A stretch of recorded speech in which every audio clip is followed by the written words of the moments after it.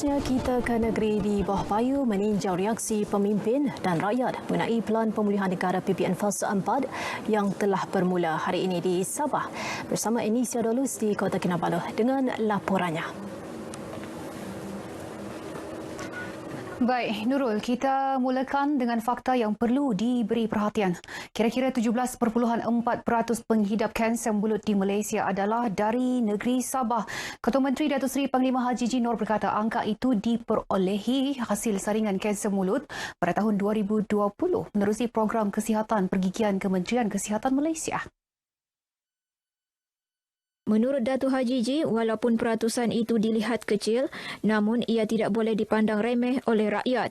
Jelasnya, menerusi satu kenyataan di Ibu Negeri, daripada 42,771 pesakit yang disaring pada tahun 2020 di Sabah, 5,420 orang mempunyai tabiat berisiko tinggi kanser mulut, iaitu berpunca pengambilan tembakau, sirih dan alkohol berlebihan. Justru katanya amat penting untuk membuat pemeriksaan awal di klinik pergigian jika didapati ada tanda atau gejala. Kerajaan negeri turut berharap lebih banyak kempen diadakan bagi meningkatkan kesedaran dalam kalangan rakyat di negeri ini. Menyentuh Minggu Kesedaran Kanser Mulut 2021, Datuk Haji Ji berkata kempen itu bukan sahaja dilaksanakan di semua klinik pergigian kerajaan di seluruh negeri, malah turut membabitkan penyertaan klinik pergigian swasta dan universiti. Peralihan Sabah ke Fasa 4 Pelan Pemulihan Negara hari ini nyata memberi impak positif kepada rakyat. Masing-masing menzahirkan rasa syukur atas usaha kerajaan persekutuan maupun negeri dalam membendung penularan wabak COVID-19 sejak tahun lalu. Tinjauan kru RTM di sekitar Kota Kinabalu mendapati masyarakat menyokong peralihan tersebut, namun pematuhan prosedur operasi standard tidak diabaikan. Saya gembiralah, happy dengan perubahan fasa kita ni kerana susah kita mau bersukan kan kalau belum masuk fasa 3 dan 4. Dan nasihat saya kepada semua penggemar sukan, walaupun fasa 4 ni telah dibuka, SOP tetap kena patuhilah. Sebab anything happen kita tidak tahu kan apa yang akan jadi di masa hadapan. Apa-apapun kita sentiasa dalam berjaga-jagalah. Penjarakan sosial, kurangkan bergaul dengan sekel yang besar. Terima kasih juga dengan kerajaan negeri Sabah. Ada kelonggaran sedikit untuk berurusan. Jadi itulah yang saya lakukan selama ini. Sebab bila kita berurusan, maksud saya ini pasal 4 kita dapat semua berurusan lah. SOP-nya pasti kita ikut, seperti mesti kita ketatkan kita punya SOP seperti perlu dipakai sama pergerakan di mana-mana pun kita berada.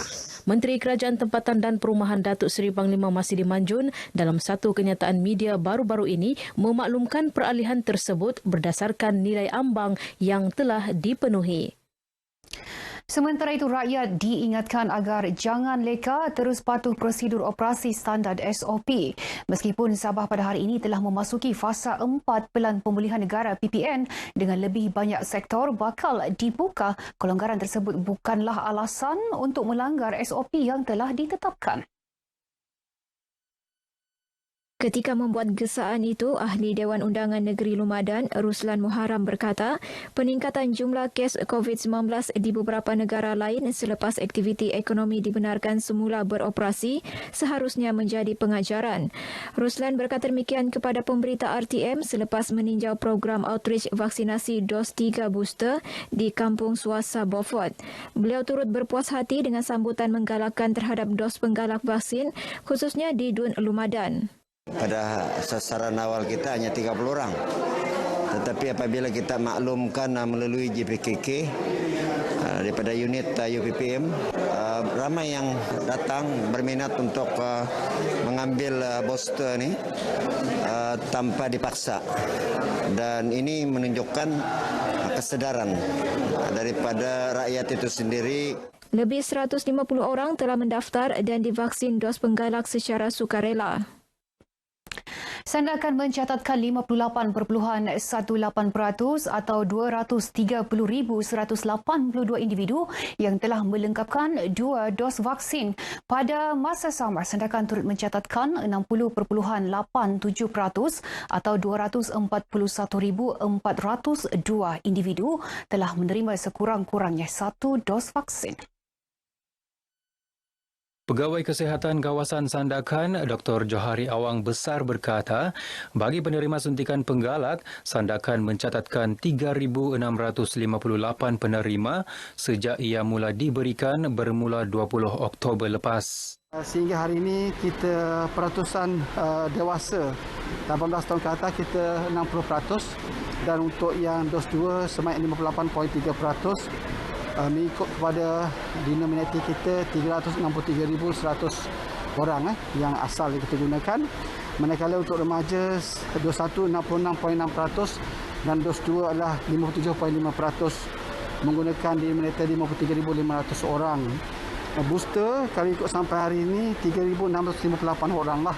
Ini termasuk juga booster yang diberikan di peringkat hospital. Beliau menyatakan demikian kepada media selepas menutup PPV Dewan Masyarakat di Sandakan. Sementara itu bercakap mengenai projek penilaian pantas dan operasi vaksinasi RAVO, beliau memberitahu pasukannya telah bergerak ke 143 lokaliti sekaligus memberi suntikan vaksin kepada 2,741 individu. Katanya RAVO yang mula dilaksana sejak 6 Oktober akan diteruskan sehingga hujung bulan ini. Pasukan petugas pejabat kesihatan kawasan Sandakan juga akan terus melakukan pemantauan mengenai pematuhan SOP oleh orang awam walaupun Sandakan terus mencatatkan penurunan kes positif COVID-19. Seramai 27 tambahan anggota baharu Jawatankuasa Pembangunan dan Keselamatan Kampung JPKK di kawasan Dewan Undangan Negeri Lumadan. Tambahan JPKK itu perlu bagi keberkesanan pentadbiran di peringkat akar umpi.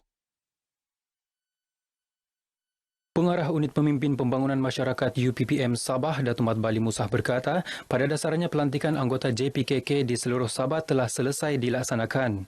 Mengenai program outreach vaksinasi dos 3 booster di Dun Lumadan, beliau menyambut baik kerjasama yang diberikan oleh KKM bagi menjayakan program murni itu. Ini adalah suatu usaha murni yang dilakukan dalam kerajaan kita, gabungan Rakyat Sabah untuk sama-sama menyemarakkan apa juga program yang dibuat oleh kerajaan dan juga yang perlu diwar-warkan sebagai sebagai sokongan.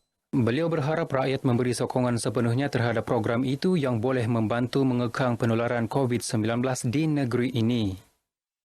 Baik, sekian laporan dari Sabah. Terus patuh SOP. Jika kita ingat, COVID itu benar. Kembali ke Angkasa Puri, silakan Nurul.